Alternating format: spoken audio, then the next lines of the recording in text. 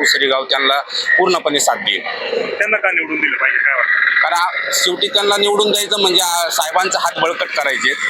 साहेबांच्या नावाखाली साहेबांचा विकास आमच्या अवसरी गावामध्ये भरपूर झालेला आहे आणि साहेबांच्या याच्यानुसारच त्यांना आम्ही निवडून देणार आहे. राजकारणामध्ये सक्रिय होते, आतापर्यंत राजकारणामध्ये सक्रिय होते, त्यांच्यामधून कोणकोणती कामं झाले काय सांगा?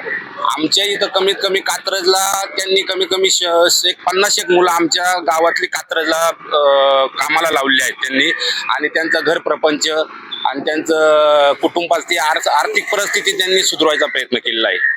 लोकांच्या सुखदुःखात सहभागी होतात. सुखदुःखात संपूर्णपणे कोणत्या सुखात दुःखात मैतीत लग्न कार्यात सगळ्यामध्ये त्यांना फोन केला तर ते हे लगेच येतात. तुम्ही पंचायत समितीकरणासाठी निलेश टेमकर यांचं नाव घेतलं. त्यांच्या माध्यमातून काय काय कामं झाली?